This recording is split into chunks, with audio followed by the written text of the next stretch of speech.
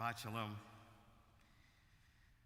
When I was a kid growing up in Tucson, Arizona, my family would take a drive at this time of year through an area of Tucson called Winter Haven. That was a special neighborhood where the residents decorated their homes for Christmas in especially bright and cheery lights and decorations. It was a thing in Tucson. It was fun seeing all of those sparkling ornaments. Here in Houston, it seems, we have several districts that have special Christmas lights and decorations that we can enjoy throughout the city. Of course, we didn't celebrate Christmas in our home in Tucson. We didn't have a Christmas tree or Christmas lights. We didn't hang out stockings for Santa Claus. But we did enjoy seeing our neighbors' dazzling and inspiring light displays. Wintertime has, for millennia, been a time when we mere mortals tend to feel gloomy. It gets dark early, and the sunrise comes pretty late in the morning. Nighttime is dark.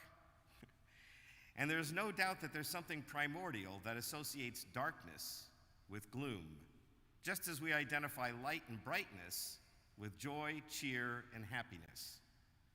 Goodness knows that this year, especially, we all need a little something extra to brighten our lives, something to give us hope and inspiration, especially during these dark days of winter.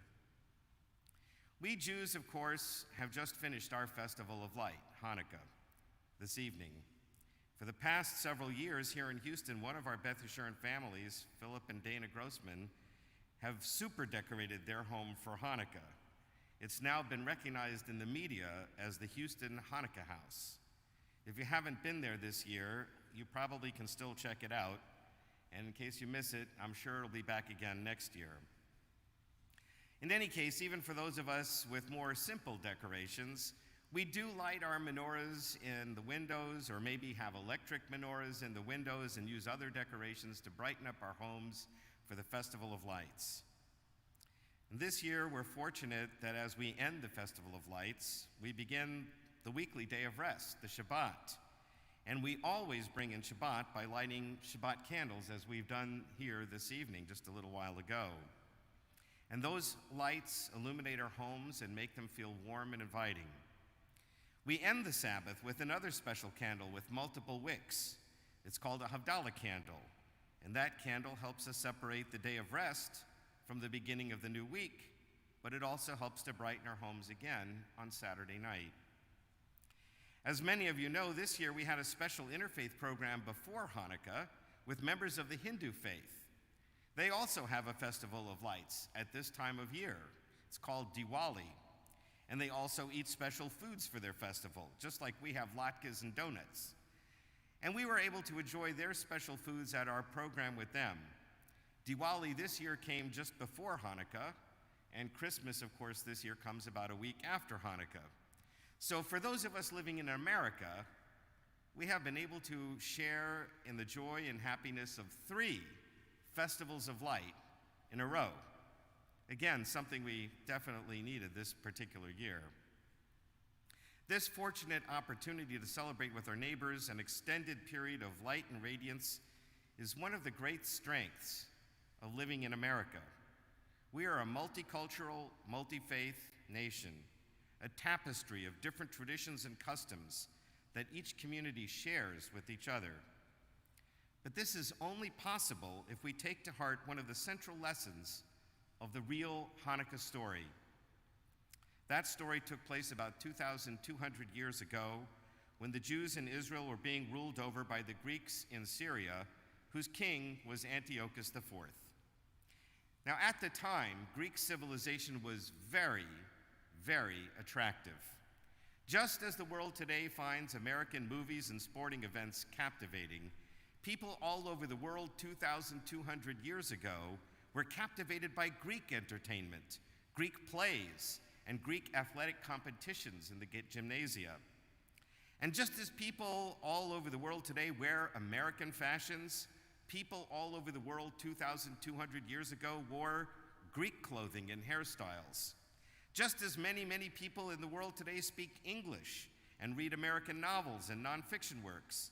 Back then, many people all over the world spoke Greek, and they read Greek stories and Aesop's fables, poems, and philosophy books. Back then, Greek art and forms of government were also very, very popular. And Greek religion, including the sacrificing of pigs to all of the Greek gods and goddesses, was also pretty commonplace. It's not surprising then that some Jews in Israel were also quite taken by Greek civilization and wished to become more like the Greeks. Now, this wasn't necessarily bad, and I would even say in some respects it was good, up to a point. Greek science and philosophy had a lot to offer, as did Greek plays and stories.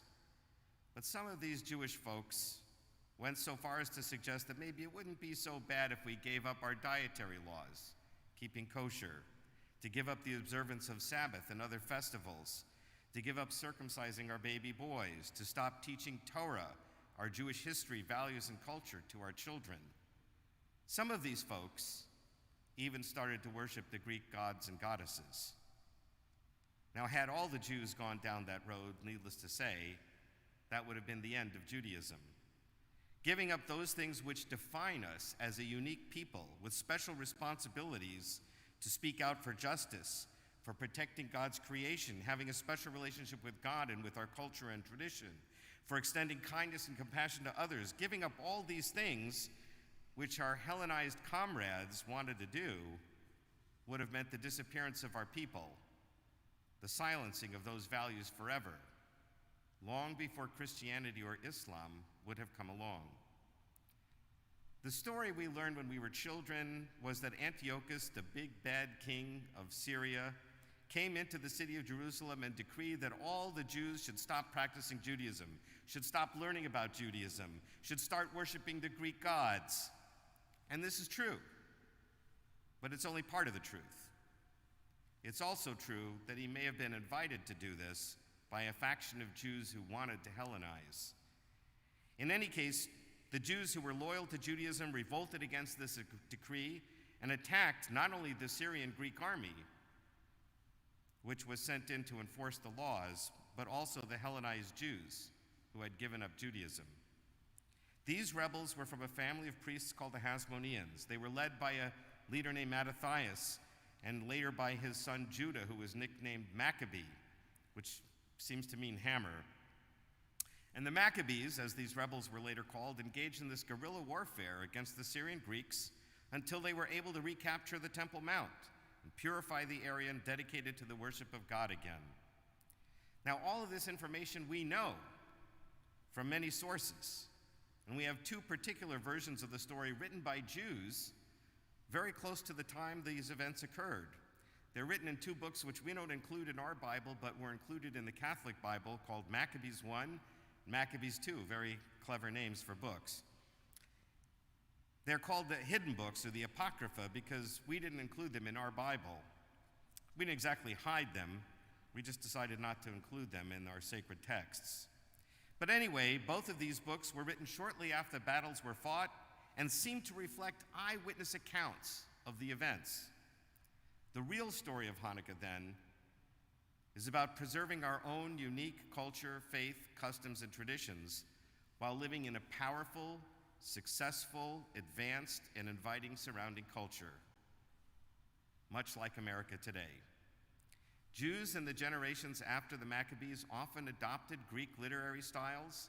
They probably wore Greek clothing. They certainly learned the Greek language. They studied Greek philosophy and science, and they enjoyed the benefits of living in a modern, civilized culture. But within that world, we continued to keep kosher, observe the Sabbath and festivals. We studied our own sacred texts, and we tried to live by the laws that it ordained. And that is why Jews are still here today. We have learned how to adopt and adapt the best of the culture in the place that we are living, while maintaining the special aspects of our faith and traditions. And America has no doubt been the friendliest environment for us to do that.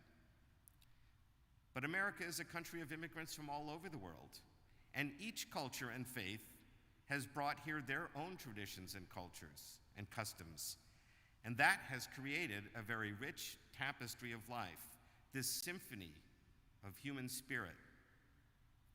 What we learn from the Hanukkah story is that we can enjoy the celebrations of our neighbors while maintaining our own rich heritage and contributing our cultural gifts to the mix of American life.